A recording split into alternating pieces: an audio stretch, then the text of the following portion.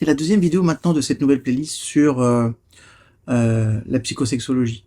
Comme je vous l'ai dit, vraiment, je veux d'abord vous permettre de comprendre tous les mécanismes qui se cachent derrière la logique de fantasme. Et ces fantasmes, en fait, c'est aussi ce qui va autoriser ou pas certains comportements de notre vie sexuelle.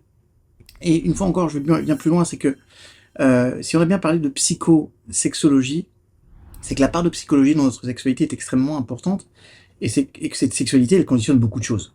D'accord? Donc, sur les prochaines vidéos, là, en tout cas sur les prochaines vidéos, on va vraiment s'attarder à comprendre les 7 plus grands fantasmes sexuels les plus courants et toute la psychologie qu'il y a derrière. On va décrypter tout ça. Et ça, c'est extrêmement important parce qu'une fois encore, quand on comprend ainsi quelque chose, on peut l'accepter ou l'éviter. On peut aussi le tolérer ou pas. Et après, on va voir si ces pratiques sont intéressantes pour nous ou pas. D'accord? Donc ça, c'est important. Est-ce que vous avez déjà demandé, par exemple, si vos fantasmes sexuels étaient normaux? Ça aussi, c'est important. Si oui, vous êtes au bon endroit. Je vais répondre à cette question, pour vous, en tout cas, dans cette ou dans ces vidéos qui vont venir. Mais avant de le faire, laissez-moi d'abord établir ce que j'entends par le terme normal. Ok? En tant que psy, en tant que chercheur en neurosciences, dire que quelque chose est normal revient à dire que quelque chose est statistiquement commun. D'accord? C'est acté comme une forme de norme. En d'autres termes, un fantasme normal, c'est un fantasme que beaucoup d'autres personnes ont. Mais ce n'est pas parce qu'un fantasme est normal qu'il est sain ou approprié de le mettre en pratique. Et ça, c'est important. C'est une question tout à fait différente que nous aborderons un tout petit peu plus tard. Mais pour l'instant, on va se concentrer, si vous voulez bien, sur les fantasmes qui sont normaux dans le sens où ils sont courants. Et cette analyse des fantasmes sexuels préférés des personnes occidentales a révélé, comme je vous le disais dans la vidéo précédente, 7 grandes catégories qui peuvent être considérées comme normales. Donc si vous avez déjà fantasmé sur ces sujets, il y a de fortes chances que, euh, d'abord, vous n'ayez pas à vous inquiéter, et il est probable que vos fantasmes soient assez typiques finalement. Les 3 choses sur lesquelles presque tout le monde fantasme, ça c'est important que vous le sachiez, et on va commencer par ça, parce que c'est les 3 premiers thèmes les plus populaires qui sont apparus dans les recherches. Il s'agit des désirs que presque tout le monde a eu à un moment ou un autre. Des choses que, selon toute probabilité, votre identité a déjà désirées. Ensuite, nous aborderons 4 autres thèmes dans la prochaine vidéo, qui sont encore courants, mais pas aussi envahissants. D'accord? Et d'ailleurs qu'au fur et à mesure que nous explorerons ces termes, je vous offrirai toujours des descriptions de chacun d'eux, dans les mots de personnes réelles, et je soulignerai les choses les plus intéressantes que j'ai apprises à ce sujet, ainsi que ce que la science peut nous apprendre sur les origines de ces désirs. Ça, c'est vraiment intéressant. Donc, la première chose, j'en ai parlé dans la vidéo précédente, c'est la relation sexuelle avec plusieurs partenaires. D'accord? Les résultats de cette enquête révèlent que les fantasmes sexuels le plus populaire chez les personnes en Occident aujourd'hui, c'est le sexe en groupe. Okay? Plus d'un tiers des participants aux différentes études l'ont décrit comme leur fantasme préféré de tous les temps. Et lorsqu'on leur a demandé s'ils avaient déjà fantasmé sur le sexe à plusieurs, et pas seulement si c'était leur fantasme préféré, la grande majorité des hommes et des femmes étaient d'accord. En fait, il était rare que les gens disent qu'ils n'avaient jamais eu un tel fantasme. On parle de seulement 5% des hommes et 13% des femmes. D'accord? Donc, dit différemment, le sexe en groupe, c'est peut-être la chose la plus normale sur laquelle on puisse fantasmer, parce que presque tout le monde a été excité par cette idée à un moment ou à un autre. Alors, qu'est-ce que les gens s'imaginent faire dans un fantasme sexuel avec plusieurs personnes? On observe 2 types principaux de fantasmes sexuels de groupe. Ceux qui impliquent des trios et ceux qui impliquent un plus grand nombre. Généralement, c'est pas spécifié, d'accord? Un plus grand nombre de participants qui prennent part, ça peut être à une orgie ou un gangbang. Une orgie, c'est quand plusieurs personnes vont faire l'amour ensemble. Un gangbang, c'est quand une seule personne est l'acteur majeur est seul à avoir une relation sexuelle avec toutes les personnes. D'accord? Je quand il s'agit de sexe en groupe, 3 semble être le chiffre magique. En fait, le fameux plan à 3, c'est de loin le terme le plus courant qui est utilisé par les participants de cette étude pour décrire leur fantasme sexuel avec plusieurs partenaires. Et c'est pareil chez les hommes comme chez les femmes, d'accord? Très important. C'est peut-être pour cette raison que Britney Spears avait mis en place cette chanson sur un plan simplement à 3 et qu'à une époque, elle a atteint le plus grand sommet, je crois que c'était entre 2009, 2010, 2011, si ma mémoire est bonne. Et j'étais surpris de voir que ma fille écoutait à fond cette chanson qui faisait l'aude d'un plan à 3. C'est pour ça que j'ai compris qu'à ce moment-là, il fallait vraiment que mes enfants parlent anglais. Okay, et plus qu'une simple mélodie sympathique, entraînante, dans cette chanson, 1, 2, 3, Peter, Paul and Mary, ça fait écho à l'un des plus grands désirs érotiques refoulés de tous les États-Unis. D'accord? Alors, avec qui les Américains et tous les Occidentaux veulent-ils faire un plan à 3? Est-ce qu'on a tendance à avoir des personnes spécifiques en tête? Ou l'attrait d'un plan à 3 réside-t-il simplement dans ce que l'on peut faire et voir lorsqu'il y a une personne simplement dans le lit? Alors, pour ce fantasme préféré de tous les temps, il a été demandé aux participants d'évaluer l'importance de 3 éléments différents dans ce fantasme. L'activité qui a lieu, le ou les partenaires et le cadre. Bon, on constate rapidement que pour ceux qui ont déclaré que le sexe en groupe était leur fantasme préféré, les hommes et les femmes considéraient ce qu'ils faisaient comme l'aspect le plus important de ce fantasme. Ils l'ont jugé beaucoup plus important que l'identité de leur partenaire et le lieu de l'événement. Il s'est aussi avéré que les partenaires eux-mêmes n'étaient que modérément importants et que le lieu était relativement plus important. Moi, je suggère que l'attrait des trios a plus à voir avec le fait que cette activité crée un état de surcharge sensorielle que n'importe quoi d'autre. En fait, il s'agit vraiment d'amplifier notre excitation en faisant entrer un autre corps que nous pouvons regarder, toucher, expérimenter d'une manière irrésistible, qui nous permet de nous perdre dans les sensations. Et à la lumière de ce que je viens de dire, il n'est probablement pas surprenant que tant de participants ayant eu des fantasmes à 3 aient décrit leur partenaire de manière plutôt générique. Par exemple, dans l'étude, il y a un jeune hétéro d'une vingtaine d'années qui se dit bah moi et 2 nanas super chaudes dans toutes les positions possibles. Un grand nombre de fantasmes, de plans à 3 qu'on observe dans l'étude, okay, gays, hétéros confondus, étaient tout aussi génériques et succincts. Par contre, les fantasmes de sexe en groupe des femmes avaient tendance à être un peu plus élaborés. Alors, c'est pas surprenant étant donné que les fantasmes des femmes, en général, sont plus élaborés. Maintenant, il faut constater que beaucoup de femmes ne prenaient pas le temps de préciser qui était leur partenaire à 3. Comme je me rappelle d'un exemple d'une femme hétéro d'une quarantaine d'années qui a décrit son fantasme de plan à 3 en termes de concours d'endurance avec 2 types qu'elle prenait au hasard, et son plus grand fantasme, c'est d'être avec 2 hommes en même temps, pendant que l'un lui faisait l'amour, l'autre lui faisait des cunilingus ou des choses comme ça, puis ils échangeaient, et ensuite ils disaient voilà, moi je m'allonge sur le lit, ils me prennent à tour de rôle, mais sans jamais avoir de jouissance. Et ils ont tous les deux le droit, par exemple, à 5 ou 10 coups de pénétration, puis ils changent de place, et on voit qu'il peut tenir le plus longtemps sans avoir d'orgasme. Je vous avais dit, ça allait être chaud. Okay. Alors, il y avait certainement des gens qui se souciaient davantage de l'identité de leur partenaire à 3, et ça incluait les personnes qui avaient souvent des relations amoureuses. On remarque aussi que les personnes en couple intègrent souvent leur conjoint ou leur amant dans leur plan à 3 idéal. Ce qui nous indique que les personnes qui veulent faire des plans à 3 ne sont pas nécessairement dans des relations difficiles, ne cherchent pas non plus à remplacer leur partenaire. Elles cherchent plutôt à partager une expérience commune que tout le monde appréciera. Par exemple, un hétéro d'une trentaine d'années a déclaré que son fantasme ultime, ça incluait à la fois sa femme et une femme avec laquelle il avait l'habitude d'avoir des relations sexuelles sauvages à l'université. Il suggérait aussi d'une expérience planifiée, où sa femme et l'autre femme avaient des rapports l'une l'autre et utiliseraient leur bouche de diverses manières, et lui les regarderait.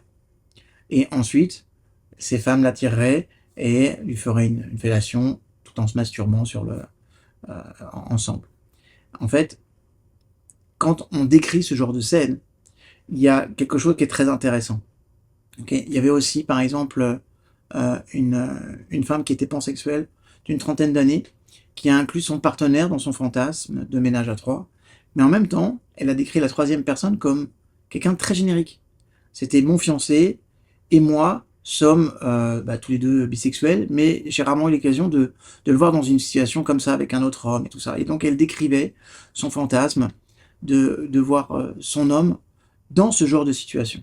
Okay, et elle expliquait qu'elle fantasmait presque toujours sur le fait de l'avoir en elle, pendant qu'un autre homme pouvait lui faire des choses à son mari. Ce fantasme particulier, il est frappant parce qu'en fait, cette femme a décrit son partenaire comme étant le centre d'attention de son plan à trois idéal. Dans la plupart des autres fantasmes à trois, quand on les observe, quand on voit les rapports, les personnes qui se décrivaient comme étant le centre d'attention, okay, comme cette femme hétérosexuelle d'une vingtaine d'années qui a clairement indiqué qu'elle serait le centre d'intérêt, ok, elle disait voilà, moi je fais un plan à trois avec un homme et une autre femme, je fais la cowgirl inversée avec l'homme et l'autre femme est devant moi entre les jambes et elle me fait une fellation. Donc là, je suis le centre d'intérêt de cette partie à trois et pas l'homme. Donc il est logique que la plupart des gens veuillent être le centre d'attention de leur fantasme de ménage à trois.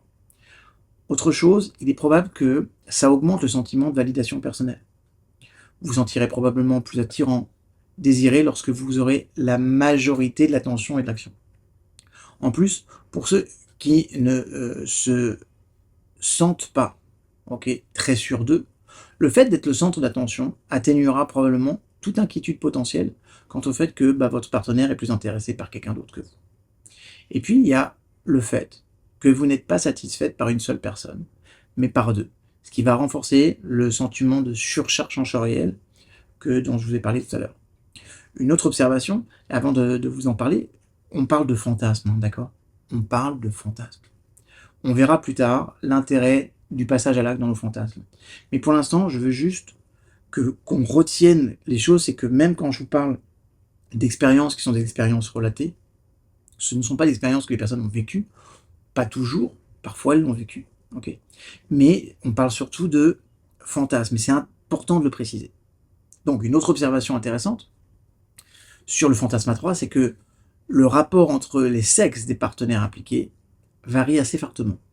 Certains préféraient les scénarios mettant en scène une femme et deux hommes, d'autres préféraient deux femmes et un homme, et d'autres encore préféraient que tous soient du même sexe.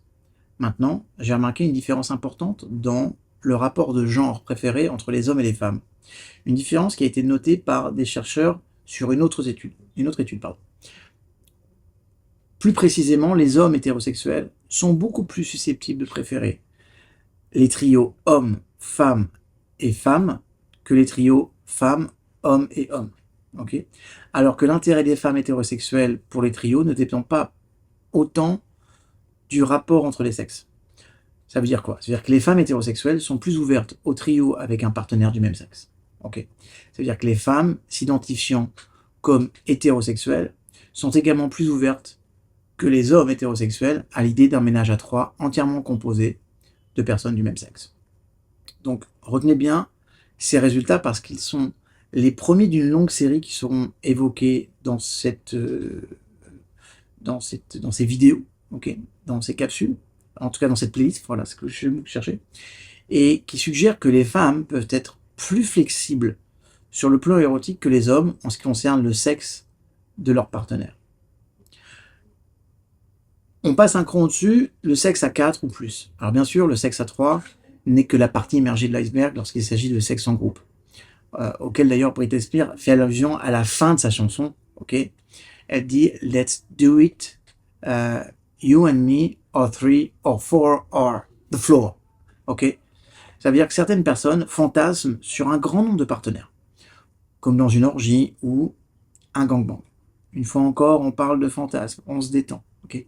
Et bien que ces actes sexuels ne soient pas aussi populaires que les trios, la majorité des hommes et des femmes qui ont été interrogés ont déclaré avoir déjà eu ce genre de fantasme de sexe en groupe. Ils sont similaires aux trios dans le sens où la plupart des gens fantasment sur des partenaires génériques, à moins d'avoir un partenaire romantique actuel, et veulent être le centre d'attention dans ces actes. D'accord ? Maintenant, ils différaient en ce sens que, dans ces groupes plus importants, de nombreuses personnes décrivaient également un désir de regarder les autres avoir des relations sexuelles et, ou de se donner en spectacle. Ok. Ça veut dire quoi? Ça veut dire qu'il existe des niveaux supplémentaires de stimulation lorsque le sexe a lieu dans un groupe plus important. D'accord? Ça, c'est intéressant. Le deuxième plus gros fantasme, je vous en ai parlé, c'était le pouvoir, le contrôle et le sexe brutal. Deuxième thème. Okay. Par exemple, le thème du bondage, de la discipline, de la domination, de la soumission. On est sur le sadisme, sur le masochisme, tout ce qui va être BDSM. Okay. Ça rivalise avec le sexe en groupe pour ce qui est du thème fantasme le plus populaire. Okay. Sachez que c'était pas très loin en termes on a mis par exemple les relations avec plusieurs partenaires, ça a été mis en première position, mais juste à côté, il y avait ces pratiques-là. D'accord ?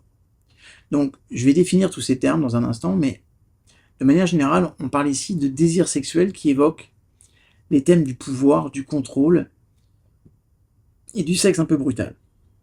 Plus d'un quart des participants ont déclaré qu'il s'agissait de leur fantasme préféré de tous les temps. Un quart, c'est beaucoup. D'accord ? Ça fait 25%. Et même s'ils ne s'agissait pas de leur fantasme préféré de tous les temps, la plupart des gens ont dit qu'ils avaient déjà fantasmé sur au moins un acte BDSM. En fait, il était rare que les gens n'aient aucun fantasme BDSM. Seulement 4% des femmes et seulement 7% des hommes n'en ont jamais eu. Donc il est clair que le BDSM, comme le sexe en groupe, c'est un désir sexuel tout à fait, on va dire, normal. Une fois donc, au sens où je l'ai défini au début de cette vidéo, ok ? Commencez pas à m'envoyer les haters, là, on se détend, parce que dès qu'on parle de sujets qui sont des sujets qui tournent autour de la sexualité, on est tout de suite une personne à abattre, alors que je pense que c'est important que chacun d'entre nous puisse avoir une vision libre des choses et de tous les mécanismes psychologiques qui se cachent derrière, sinon on ne pourra jamais avancer dans cette intelligence. Okay. Mais comme je l'ai dit dans la vidéo précédente, c'est pas surprenant qu'une série de bouquins et puis de films comme 50 nuances de Grey ait connu un tel succès. Avant de continuer, je dois dire que c'est pas rare que les fantasmes de sexe en groupe intègrent des éléments BDSM, notamment dans les cas des fantasmes de gangbang, qui mettent en scène une personne qui va être dominée sexuellement par plusieurs autres. Ça veut dire quoi? C'est-à-dire que le BDSM et le sexe à plusieurs vont souvent de pair. Alors, c'est quoi un fantasme BDSM?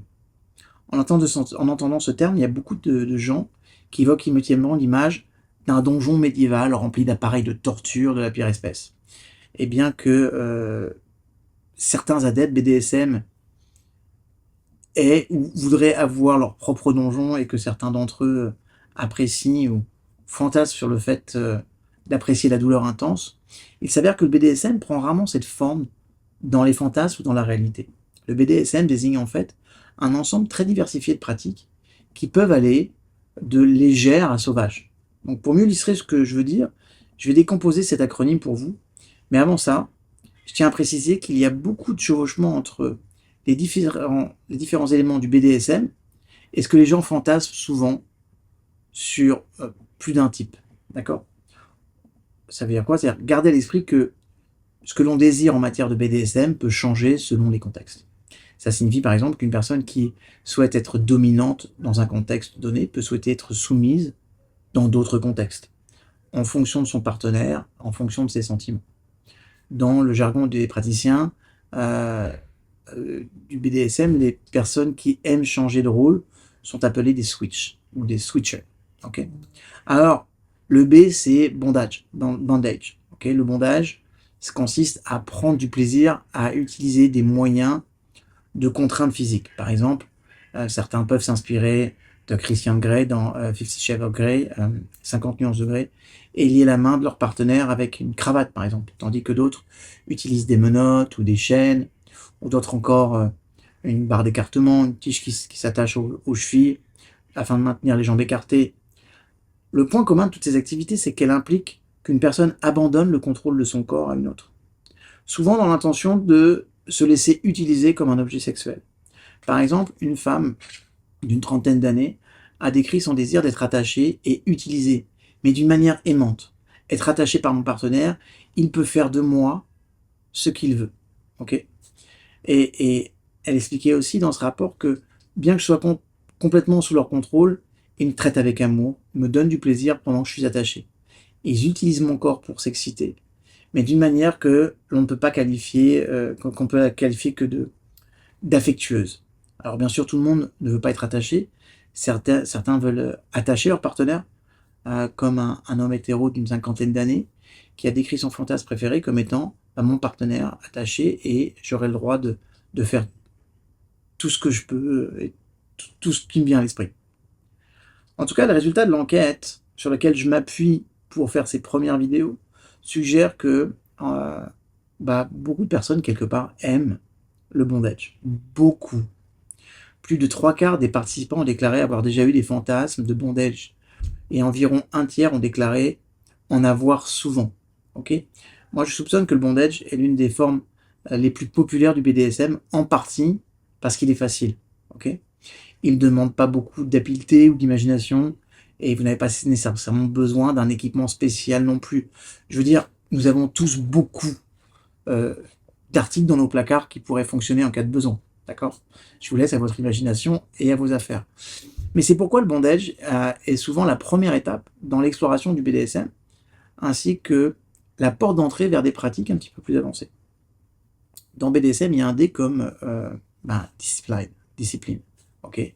La discipline, c'est similaire à l'esclavage, en ce sens que ça consiste à tirer une excitation sexuelle de l'utilisation de la contrainte. Maintenant, nous parlons ici de contraintes psychologiques plutôt que physiques, d'accord?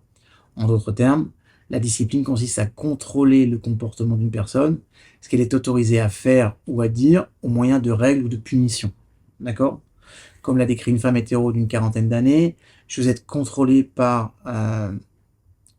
mon homme d'une certaine manière, récompensée ou pas en fonction de ma réaction, d'accord? Et une fois encore, tout ce que je dis là, et tout ce que je dirai toujours dans mes vidéos, ok, sauf quand j'émettrai une remarque particulière, on parle de pratiques qui sont consensuelles. On est d'accord? À partir du moment où une pratique, elle n'est pas acceptée par les deux bords, elle n'est pas acceptable, et que elle n'est pas consensuelle, on sort du cadre de ce que je suis en train de donner là, et on rentre dans quelque chose qui pourrait s'approcher à un viol, d'accord? Avec tout ce qu'il y a d'entraînant, de psychologique, de légal et tout ça, d'accord? Donc, je veux vraiment être au clair qu'aujourd'hui, moi, je veux juste ouvrir l'esprit sur la compréhension de notre monde fantasmagorique, de nos désirs sexuels, parce que ça va, une fois encore, permettre, quand je vous expliquerai, quand je vous parlerai des différentes études qui vont venir un peu plus tard, ça vous expliquera profondément, ok, le mode de fonctionnement psychologique et la raison du pourquoi on a ce type de fantasme-là. Et ça aide beaucoup de choses.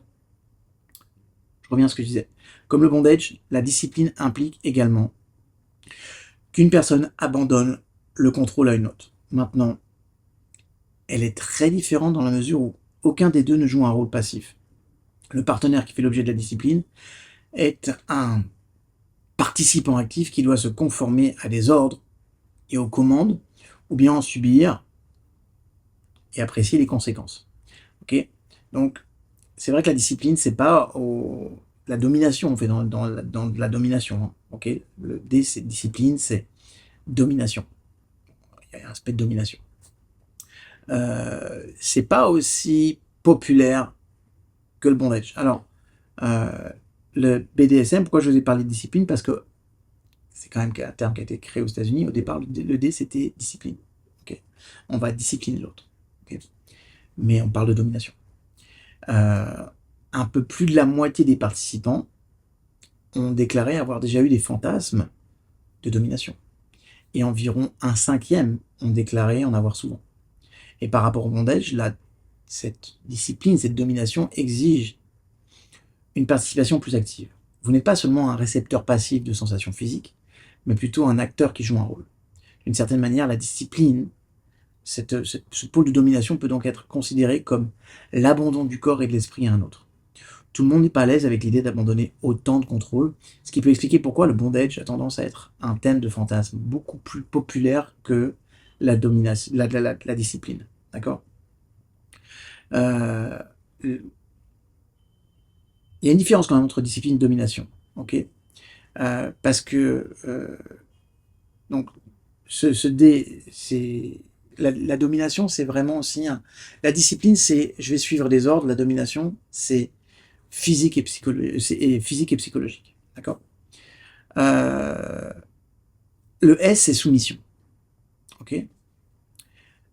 La domination, elle consiste à obtenir du plaisir sexuel en ayant le pouvoir et le contrôle sur une autre personne. Tandis que la soumission consiste à obtenir du plaisir en cédant du pouvoir et du contrôle à quelqu'un d'autre. Ok.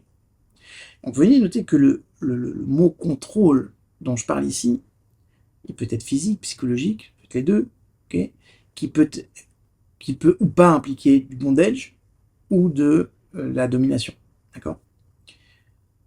Les fantasmes de soumission qu'on observe dans les études prenaient des formes extrêmement diverses, mais il s'agissait fondamentalement de s'abandonner complètement à une autre personne afin d'être utilisé pour son plaisir.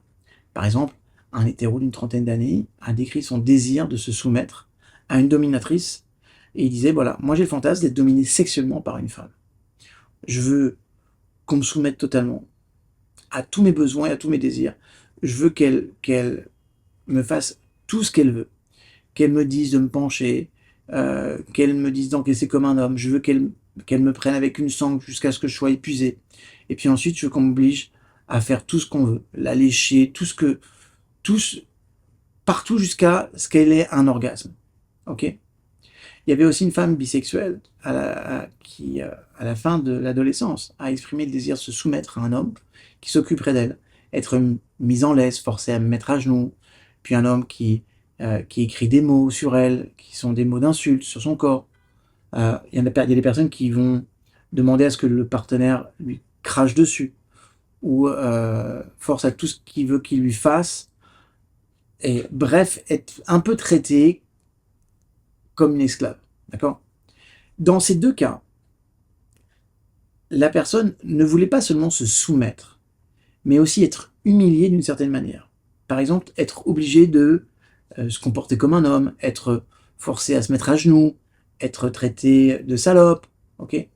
Alors, c'est quoi le problème et pourquoi certaines personnes trouvent-elles l'humiliation excitante? C'est très important de le comprendre.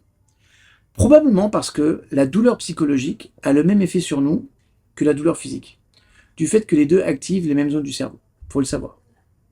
Et l'un de ces effets, c'est l'augmentation de la pleine conscience. C'est-à-dire le sentiment d'être dans l'instant présent. Ça signifie que la douleur, qu'elle soit physique ou psychologique, nous amène à nous concentrer sur nos sensations immédiates. Et ce faisant, nous permet de vivre beaucoup plus intensément les choses. Ça signifie que si la stimulation sexuelle suit une certaine forme de douleur, comme le fait d'être humilié, vous pourriez trouver le sexe encore plus agréable que vous ne le feriez autrement. C'est un peu comme lorsque vous sortez d'un froid glacial, que vous sirotez un chocolat chaud. La douleur du froid rend le goût de votre boisson encore plus intense que d'habitude. Le fantasme de domination qu'on observe dans les cabinets de psychosexologie sont vraiment intéressants parce qu'en fait, les personnes qui les expriment prennent généralement la peine de préciser que si elles voulaient dominer quelqu'un, elles ne voulaient en aucun cas lui faire du mal. Il y a une femme bisexuelle d'une trentaine d'années qui a évoqué l'importance de prendre soin des hommes qui lui sont soumis. Mon fantasme sexuel préféré consiste à dominer deux hommes. J'ai toujours le contrôle sur ce que les hommes vont faire sexuellement. Je m'engage librement dans des activités sexuelles avec les deux hommes. Ils m'adorent et me vénèrent tous les deux. Ils font tout ce qu'il faut pour me faire plaisir. je peux les avoir tous les deux en même temps et ils peuvent me relayer. Okay, j'ai tendance à romancer le fait d'avoir des rapports sexuels avec 2 hommes à la fois, en jouant le rôle de la dominante qui s'occupe de ces hommes soumis. Et comme je vous l'ai donné dans tous ces exemples, il semble que les personnes qui ont des fantasmes de domination reconnaissent que le pouvoir s'accompagne de responsabilités et de ceux qui jouent le rôle de dominant doivent veiller au bien-être de leur partenaire soumis. Ça veut dire quoi? Les fantasmes de domination ne sont pas liés à un désir de nuire à quelqu'un d'autre et par conséquent ne doivent pas nécessairement être considérés comme le signe d'une personnalité pathologique. C'est très important. La grande majorité des participants à l'étude ont déclaré fantasmer à la fois sur la domination et la soumission. Maintenant, plus de personnes ont déclaré avoir des fantasmes de soumission. Et ils ont déclaré les avoir plus souvent que ceux qui avaient des fantasmes de domination. Il semble donc que les gens soient plus nombreux à vouloir abandonner le contrôle plutôt que de le prendre pendant les rapports sexuels. Et ça peut s'expliquer en partie par le fait que certains ne veulent pas de la responsabilité qui s'accompagne de la prise de contrôle, mais aussi par le fait que la soumission vous fait passer psychologiquement du statut de personne à celui d'obligé, et vous aide à sortir, entre guillemets, de votre tête. Voilà. Et ça, c'est un aspect qui peut être attrayant pour les personnes qui sont facilement distraites ou qui ont tendance à être anxieuses pendant les rapports sexuels. Ok. Donc, le S, c'est aussi le sadisme, ok, et le M, le masochisme, ok. Et j'ai terminé là-dessus. Le sadisme et le masochisme font référence au fait d'obtenir du plaisir sexuel en donnant et en recevant de la douleur respectivement. Okay. Alors évidemment, ça peut signifier un certain nombre de choses différentes selon les préférences des personnes qui sont interrogées. Ça va de la fessée, de la gifle, au fouet, à la flagellation, en passant par l'humiliation. Ça peut être la pose de pince, on va mettre des pinces à linge sur le téton. Ça va être l'application de cire chaude, ok. On a vu ça quand Madonna, je sais pas si vous avez vu ce film, The Body of Evidence, ok, où Madonna met de la bougie très chaude sur le corps de Willem Dafoe. C'est un vieux film, pour ceux qui l'ont vu, ça veut dire que vous avez plus de 40 ans, ok. Mais certains vivent sur le fil du rasoir et élèvent leur recherche de la douleur à des niveaux dangereux, voire mortels, en pratiquant des activités telles que le découpage, l'administration de chocs électriques ou la privation d'oxygène. Vous avez tous connu l'acteur David Carradine? Eh ben, il est mort en 2009 à cause de ce genre de pratique. D'accord? Kung Fu. Ok, ça aussi, vous avez obligatoirement plus de 40 ans. Maintenant, ces pratiques sont relativement rares. D'accord? Tant dans les fantasmes que dans la réalité. La plupart des personnes qui s'adonnent au sadisme et au masochisme font état d'un intérêt pour une douleur relativement légère qui reste dans des limites consensuelles, très contrôlées et qui se produit dans un contexte de confiance, d'attention et de préoccupation mutuelle. Okay. Par exemple, il y avait cette femme qui était bisexuelle d'une vingtaine d'années qui a décrit son fantasme préféré comme étant d'être fessée et dominée sexuellement, d'avoir quelqu'un d'aimant pour s'occuper d'elle par la suite. Être attaché à une table en position agenouillée, être fouetté et touché. Okay. Tout ce que l'autre personne voulait faire dans ces limites-là. La fessée, la morsure, le fouet font partie des actes de sadomasochisme les plus souvent mentionnés dans cette enquête. Et en décrivant ces activités, les participants étaient généralement prompts à préciser leurs limites. Des fessées douces, énergiques mais pas agressives, ou juste assez brutales mais pas assez pour infliger une vraie douleur. Et certains des participants ont décrit des douleurs, des désirs de douleur intenses, y compris quelques-uns qui ont dit vouloir être battus. En tout cas, dans la plupart des cas, la quantité idéale de douleur semble se situer dans la gamme légère à modérée, assez pour provoquer les effets désirés sur le moment, comme l'augmentation de la conscience, sans laisser de traces ou causer de dommages durables.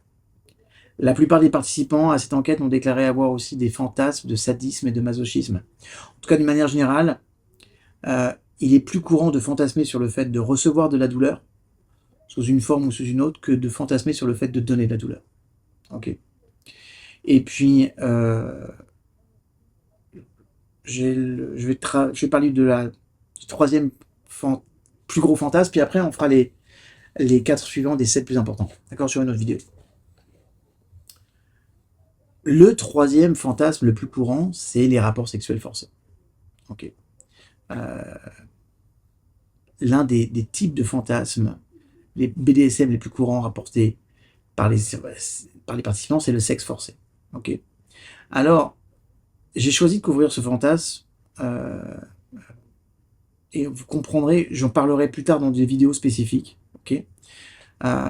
C'est pas facile à catégoriser parce qu'en fait, il regroupe souvent plusieurs domaines du BDSM. Ok. Domination, soumission, ça inclut fréquemment du sadomasochisme, un peu de bondage de temps en temps. Et au-delà de ça, ces fantasmes sont assez controversés et méritent une attention très particulière. La plupart des participants ayant des fantasmes de rapports sexuels forcés les ont décrits comme un viol. D'accord. Donc là, on reste, je fais une petite parenthèse avant de passer au troisième, d'accord. Mais bien que ce soit le mot qu'ils ont choisi d'utiliser, ce n'est probablement pas le plus exact, étant donné que ces fantasmes ont vraiment tendance à se concentrer sur une résistance symbolique et à présenter un scénario dans lequel le fantasme, la personne qui fantasme, garde le contrôle total à tout moment et n'est pas blessée. Par exemple, il y avait une femme bisexuelle d'une vingtaine d'années qui a décrit son fantasme de sexe forcé. Elle dit bah, moi j'adore quand mon mari me domine et que ça finit par dégénérer en simulacre de viol. Ok. Ça me dérangeait d'avoir ce fantasme parce que je suis moi-même conseillère et j'ai travaillé à la fois avec des victimes de viol et des délinquants. Mais après avoir entamé ma relation actuelle, elle expliquait que j'ai pu explorer un fantasme que je n'avais jamais réalisé dans le cadre d'une relation sûre, honnête et communicative. Et le fait de savoir que non voudra toujours dire non me permet de lâcher prise et de profiter d'expérience. Donc comme vous pouvez le voir là, elle décrit son fantasme comme un simulacre, ok, et parle de l'importance de la sécurité et du consentement. D'autres participants ont émis des réserves tout aussi importantes comme « je sais que je suis en sécurité et qu'il connaît mes limites ». Et ces scénarios n'ont rien à voir avec un viol réel et portent plutôt sur un acte sexuel qui se déroule selon ses propres conditions avec une logique de fantasme. Okay. Sachez que les fantasmes de sexe forcé sont plus courants que vous ne le pensez. En fait, près des 2/3 des femmes interrogées ont déclaré en avoir. Mais les femmes ne sont pas les seules à avoir des fantasmes de sexe forcé. Plus de la moitié des hommes interrogés ont également rêvé d'être forcés à avoir des rapports sexuels. Et bien que les femmes aient tendance à avoir des fantasmes de cette nature plus souvent que les hommes, elles ne sont pas propres à un seul sexe, ou à une seule orientation sexuelle d'ailleurs. D'accord ? C'est important de mentionner que il y avait une poignée de fantasmes de sexe forcé qui étaient très intenses. Par exemple, une femme hétéro d'une vingtaine d'années a déclaré « Je veux qu'on n'ait aucune pitié pour moi. Je veux être battu, giflé, fessé, comme je le mérite. Comme je le mérite. Je veux que mon partenaire me force à faire tout ce qu'il veut, quoi qu'il arrive. Je veux que lui et 10 de ses copains me baisent avec haine pendant que je pleure, parce que j'aime ça en secret. Je veux être penché et je veux être prise en public. » Ok. Elle disait même, je veux avoir l'impression d'être violée et n'avoir absolument aucun contrôle et rien à dire. Ok. Dans cette étude, il y a des milliers de fantasmes, okay, qui ont été intégrés, je dis plus de 10 000, en préparant l'étude. Okay. Mais celui-ci, c'était l'un des rares qui était vraiment marquant en raison de la façon dont cette femme décrit son désir d'être baisée par la haine, okay, et de se voir accorder aucune pitié. Donc, si vous avez trouvé ce langage dérangeant, vous n'êtes pas le seul. Maintenant, si vous écoutez attentivement, il est clair que cette femme, comme tous ceux qui ont des fantasmes de sexe forcé, ne veut pas vraiment être violée, en fait, étant donné qu'elle parle de vouloir sentir, qu'elle n'a aucun contrôle et qu'elle aime secrètement ça. Ce scénario n'est attrayant pour elle que parce qu'il se déroule entièrement dans sa tête. Parce que comme ça se déroule dans sa tête, elle garde le contrôle tout le temps. Pour être clair, il existe un éventail de fantasmes de sexe forcé. Et l'exemple inclus dans ce que je viens de dire là, se situe à l'extrémité la plus intense. Okay, donc, il ne doit pas être considéré comme représentatif. Je l'ai mentionné simplement pour montrer à quel point le contenu des fantasmes de rapports sexuels forcés peut varier et comment il inclut parfois des éléments sadomasochistes, comme des comportements qui donnent l'impression d'être dégradés. Je reviendrai sur la question des fantasmes du sexe forcé dans d'autres vidéos, parce que ces fantasmes posent des problèmes de sécurité, particulièrement pour ceux qui souhaitent les réaliser avec un partenaire. D'accord? Donc ça, on a couvert le deuxième plus gros fantasme, mais j'en reviens, je termine là. Le troisième fantasme, c'est tout ce qui est nouveauté, aventure et variété. Le troisième fantasme sexuel le plus populaire tourne autour des thèmes de la nouveauté, de l'aventure, de la variété. Ça veut dire quoi? Il s'agit des thèmes comme les activités sexuelles, comme le sexe oral ou anal, que l'on n'a jamais pratiqué auparavant ou que l'on aimerait essayer d'une nouvelle manière.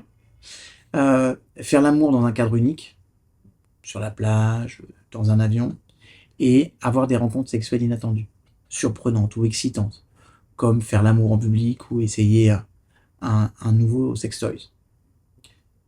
Ça veut dire quoi? C'est-à-dire que là, je parle de fantasmes qui amènent le sexe dans des directions nouvelles et excitantes.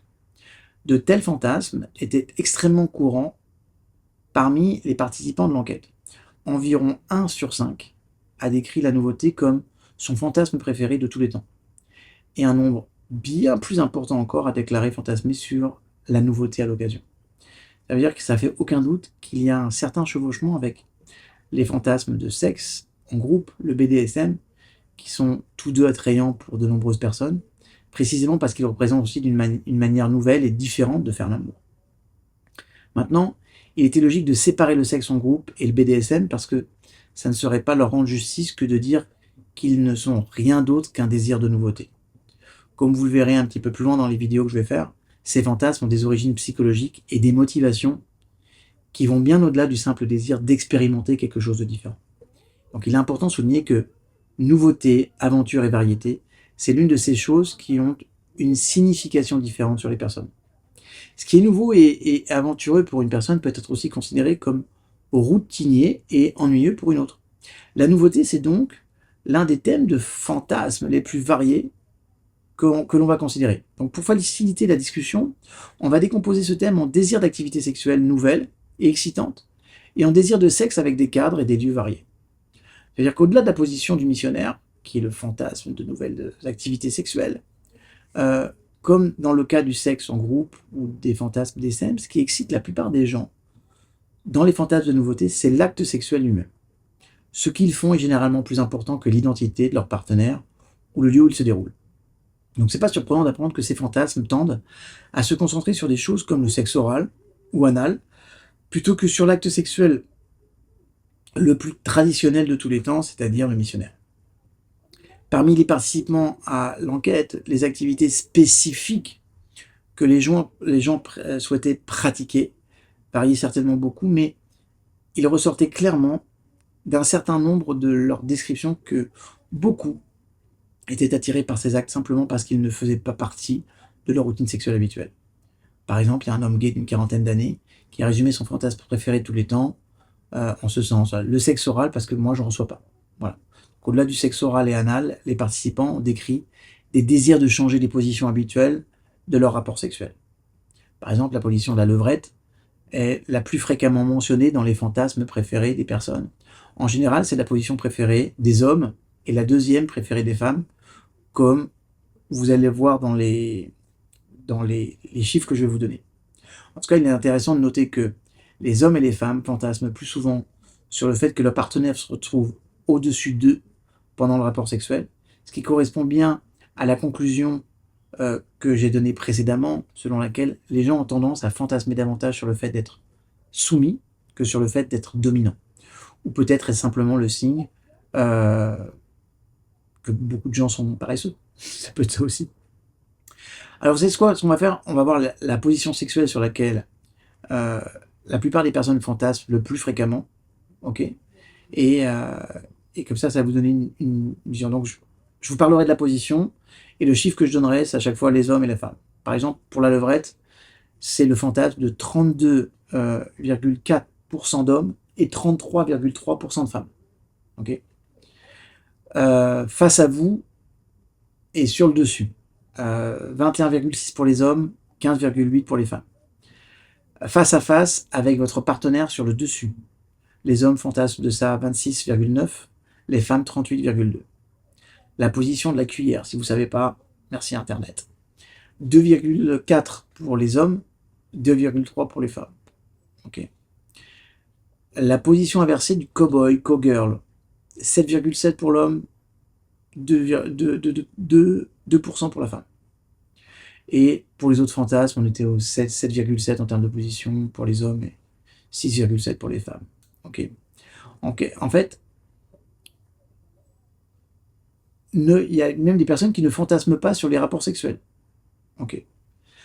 En plus de fantasmer sur des nouveaux actes sexuels et des nouvelles positions, il existe aussi de nombreuses autres façons de varier sa vie sexuelle. Par exemple, près de 40% des participants ont déclaré avoir fantasmé sur l'expérimentation sexuelle avec de la nourriture. Okay. On a demandé à ces personnes à quels aliments elles pensaient habituellement, et sans surprise, on a la crème fouettée, le chocolat, les glaçons, les fraises, les bananes. C'est des aliments de choix préférés pour la plupart. D'autres avaient des goûts plutôt intéressants.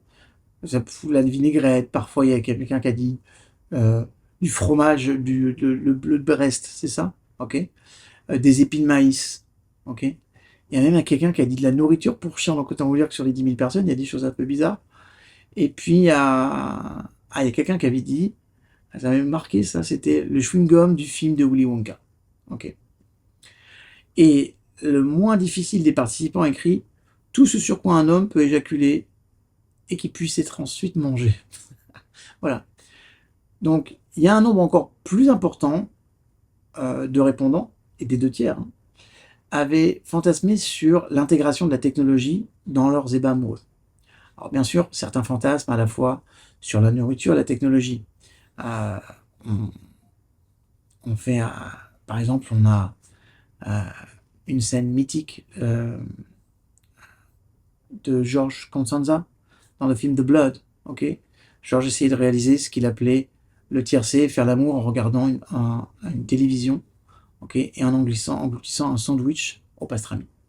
Malheureusement pour George, c'est avéré que sa petite amie n'était pas aussi enthousiaste que lui pour ça, et il était un petit peu trop absorbé par les autres activités. Ce que je veux dire par là, c'est que les jeux sexuels et les jeux de rôle sexuels sont d'autres façons courantes de varier les plaisirs. Mais la plupart, signalés par 85% des participants, c'est l'utilisation de jeux sexuels. Alors les accessoires BDSM, tels que les bandeaux, les menottes, sont les jouets les plus souvent mentionnés, okay, dans ces fantasmes. On a les godemichiers, les god ceintures, okay. On a tout ce qui est vibromasseur, ou les womanizers de la dernière génération, vous savez, les trucs qui aspirent le clitoris. Et certains seront peut-être surpris d'apprendre que de nombreuses femmes, homosexuelles, hétérosexuelles et bisexuelles, ont déclaré avoir fantasmé sur le port d'une sangle et la pratique du sexe anal avec quelqu'un d'autre, tandis que beaucoup d'hommes, hétérosexuels et bisexuels, ont déclaré avoir fantasmé sur la pratique du sexe anal avec une femme portant une sangle. D'accord ?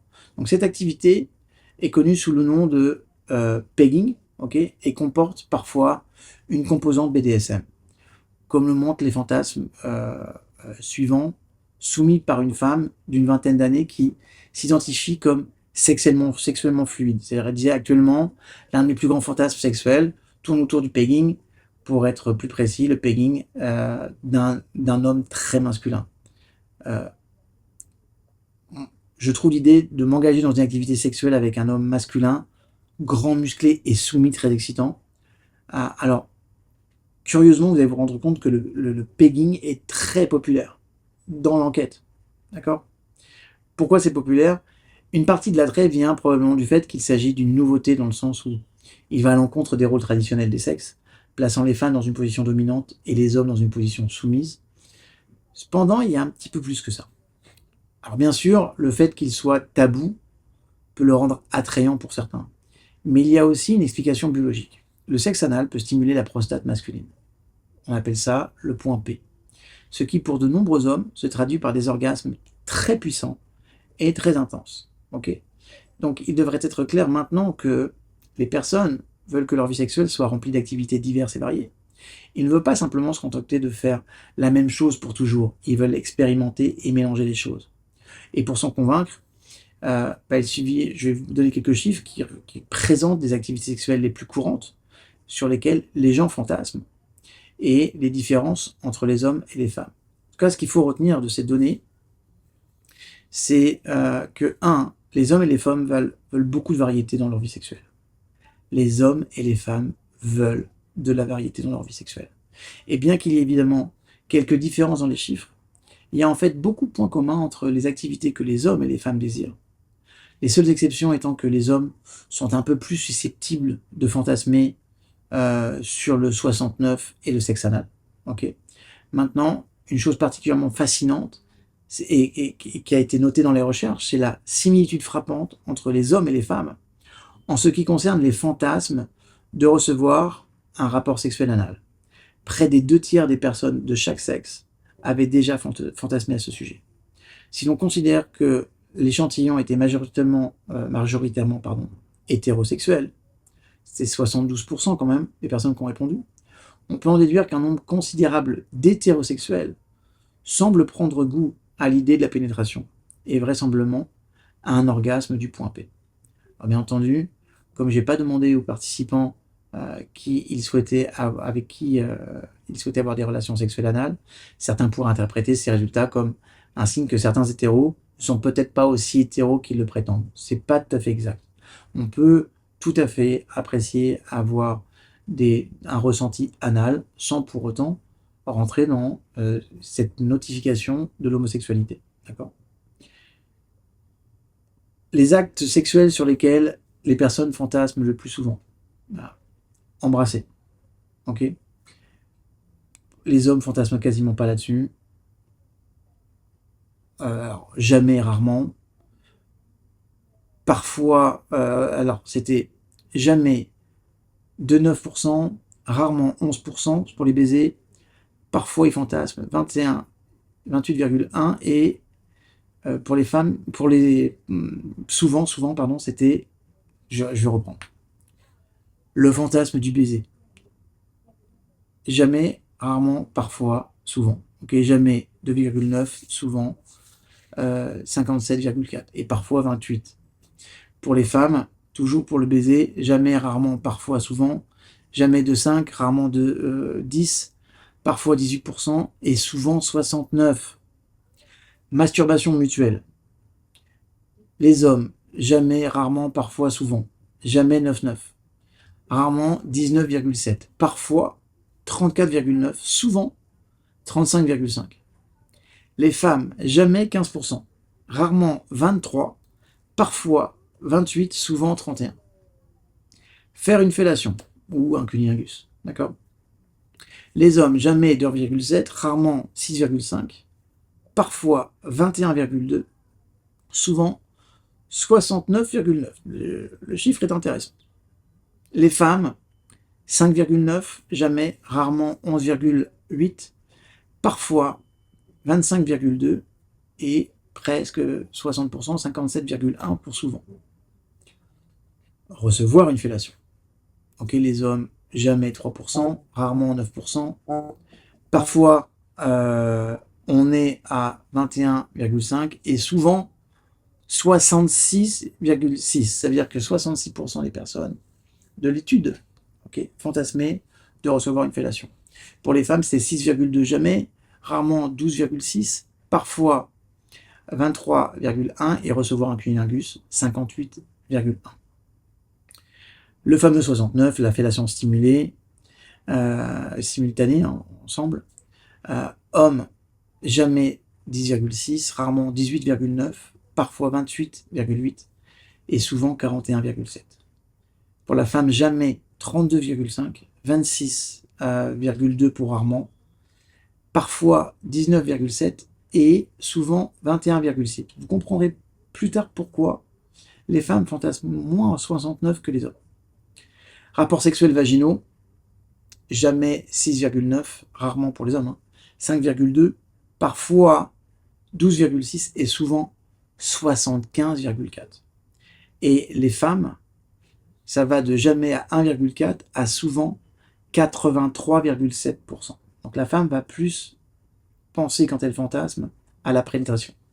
Pratiquer le sexe anal avec un pénis ou une sangle. Les hommes, jamais 19%, rarement 18%, parfois 25,3%, souvent 36,9%. Les femmes, jamais 60,4%, rarement 20,3%, parfois 12,3% et souvent 7%. D'accord? Donc là, c'était donner un rapport sexuel anal à l'autre. Donc vous comprenez que les chiffres soient différents. D'accord? Maintenant, recevoir des rapports sexuels anaux. Ok? Jamais 41,9, rarement 20,6, parfois 18,1, souvent 19,5. Ok? 20%.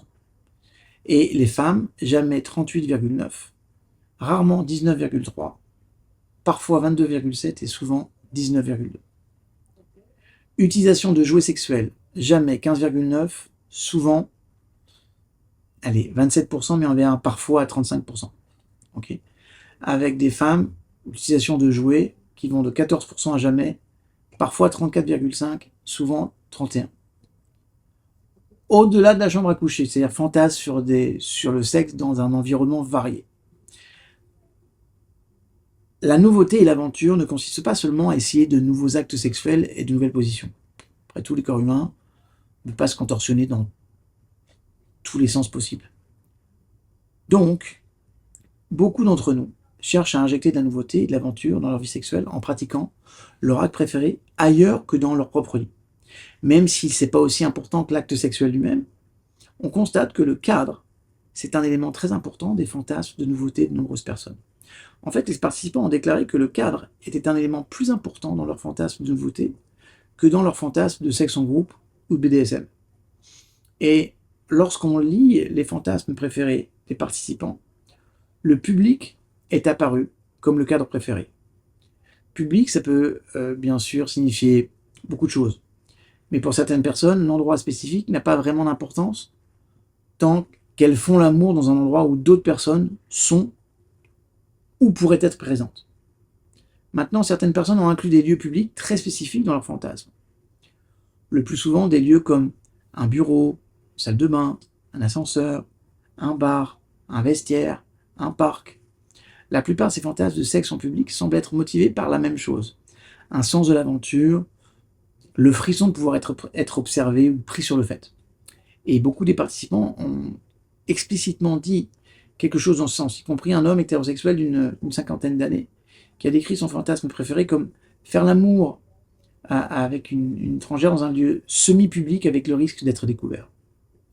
Ou une femme hétéro d'une trentaine d'années qui disait, elle exprimait le même sentiment, elle appelait ça le sexe en public, dans un endroit légèrement privé, mais avec un certain risque d'exposition, comme une cour vide par exemple.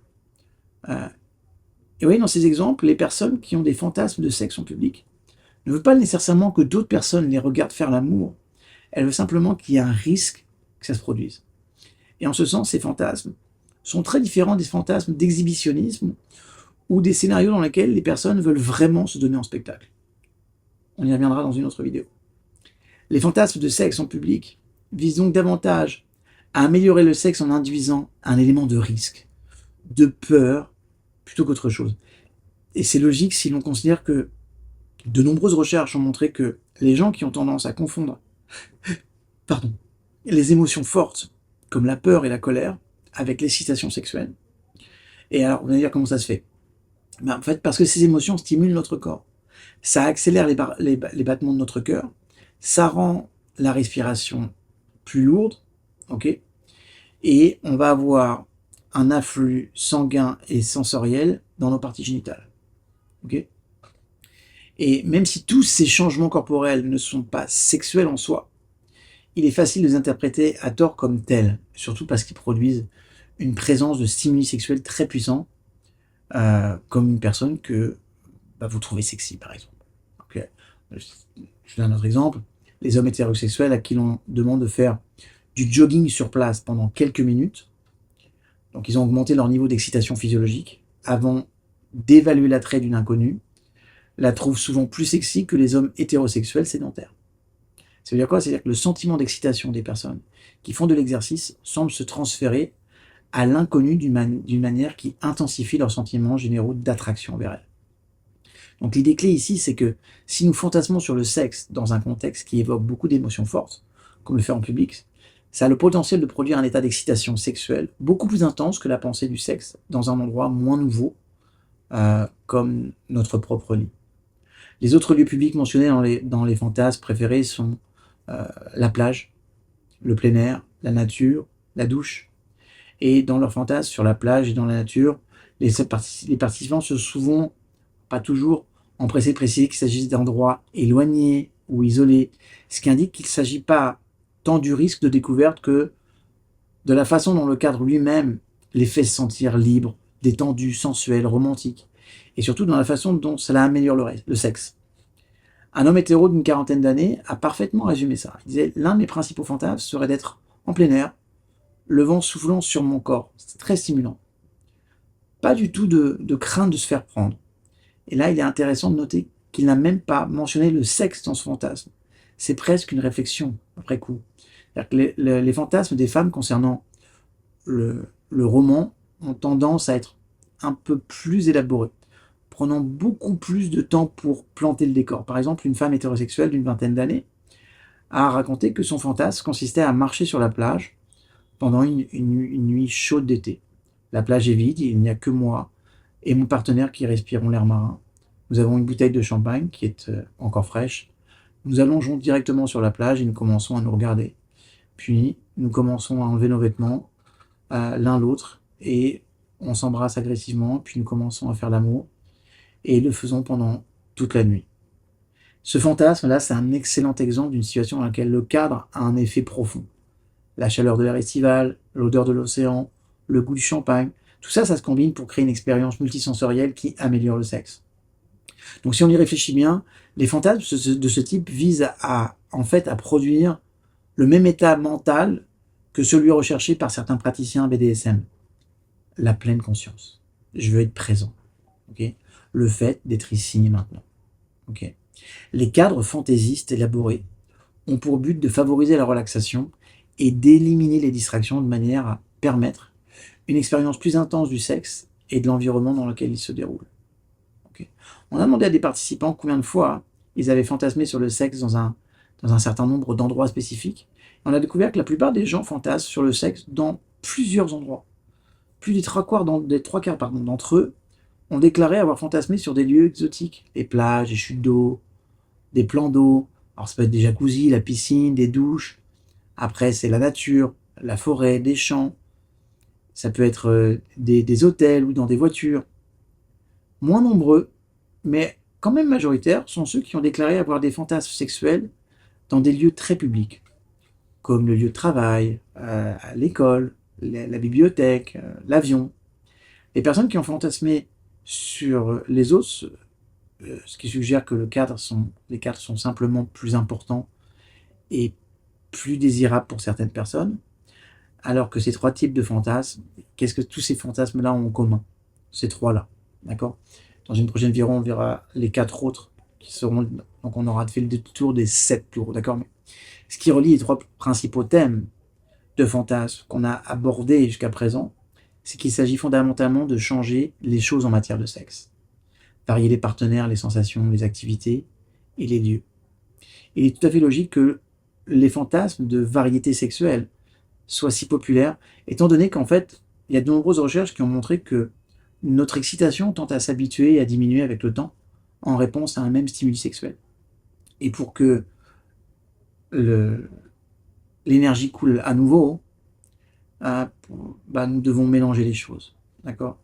Et cette observation a été baptisée l'effet Coolidge, d'après une anecdote très populaire sur l'ancien président Calvin Coolidge et sa femme Grace. Je raconte l'histoire. Le premier couple à visiter ensemble un élevage de poulets, et pendant la visite guidée, le président était un peu à la traîne derrière sa femme. Et en visitant la basse-cour, Madame Coolidge a remarqué un coq particulièrement puissant qui allait d'une poule à l'autre. Elle demanda au guide touristique de ne pas oublier de montrer ce coq au président lorsqu'il passerait par là. Le guide s'exécuta. Lorsque le président Coolidge arriva dans la cour, il fut informé des prouesses sexuelles du coq et, en outre, que c'était sa femme qui avait pensé qu'il fallait le lui signaler. Le président s'arrêta un moment et répondit « Dites à Madame Coolidge qu'il y a plus d'une poule. » Okay. Les scientifiques ont documenté l'effet Coolidge en observant que ce qui se passe lorsque des personnes regardent exactement le même clip porno, par exemple, chaque jour, pendant une semaine ou plus, et ben les chercheurs constatent généralement que les hommes et les femmes sont d'autant moins excités qu'ils voient fréquemment le même matériel érotique. Donc en changeant les choses, non seulement nous pouvons inverser cette tendance, mais nous pouvons aussi potentiellement avoir des orgasmes plus puissants. Donc dans le cadre d'une étude, des chercheurs ont demandé aussi à des hommes hétérosexuels de se masturber devant des scènes de films pornographiques mettant en scène les deux mêmes acteurs pendant 2 semaines. Et soit disant passant, je peux qu'imaginer l'effet que cette étude doit avoir sur la vie sociale des participants. Je suis désolé, mais je ne peux pas sortir ça de ma tête. En tout cas, on n'a pas besoin de se masturber pour la science. Hein, donc lorsqu'on a finalement donné à ces hommes un nouveau clip porno à regarder à la fin de l'étude, un clip dont la seule différence réelle, c'était qu'il impliquait une nouvelle actrice, ces hommes n'ont pas seulement éjaculé plus vite, mais ils ont également produit un sperme contenant un grand nombre de spermatozoïdes très actifs. Et je vous dis que c'est scientifique. Hein. C'est-à-dire quoi? C'est-à-dire il semble que, là c'était demandé aux hétéros, les hétéros deviennent sexuellement plus puissants lorsqu'ils voient une nouvelle femme attirante. Alors, qu'est-ce qui se cache derrière le soi-disant effet Coolidge? Les scientifiques sont de plus en plus nombreux à penser qu'il existe une explication évolutive, certains soutenant que l'effet Coolidge a peut-être évolué afin de soutenir une approche non monogame de l'accouplement. On va y penser de cette façon. Le fait d'être titillé par la nouveauté diminue la probabilité que nous passions à côté de très bonnes occasions de nous accoupler. Nous ne pouvons pas affirmer avec certitude que c'est la raison pour laquelle l'effet Coolidge existe. Mais le fait qu'il existe peut contribuer à expliquer pourquoi tant d'entre nous trouvent des choses comme le sexe en groupe, le BDSM ou les scénarios nouveaux excitants. Et ils offrent exactement le genre de variété nécessaire pour relancer les niveaux de désir sexuel et résoudre notre problème d'accoutumance. D'accord? Donc ces 3 grands fantasmes et l'identité occidentale, c'est-à-dire que les 3 principaux besoins d'identité occidentale sont le sexe avec plusieurs partenaires, le BDSM et l'aventure. Okay, tout ce qui va être variété sexuelle. Et comme vous l'avez vu, chacun de ces fantasmes peut prendre plein de formes différentes, mais certaines formes sont plus désirées que d'autres. Par exemple, en ce qui concerne le sexe avec plusieurs partenaires, les trios sont préférés aux orgies et aux gangbangs. En ce qui concerne les BDSM, les personnes semblent vouloir passer un peu plus de temps sur le bandage, la soumission, le masochisme, que sur la domination et le sadisme. Et enfin, pour ce qui est de l'aventure et de la variété, eh ben, les personnes sont plus enclines à essayer de nouvelles positions et des activités sexuelles qu'à faire l'amour dans de nouveaux contextes. Quoi qu'il en soit, si vous fantasmez sur ce genre de choses, vous êtes en bonne compagnie parce que presque tout le monde le fait aussi. Okay, et grâce au moins en partie à l'effet Coolidge. Maintenant, ce sont loin d'être les seuls types de fantasmes qui pourraient être considérés comme normaux, dans le sens d'être statistiquement communs. Okay, et on va parcourir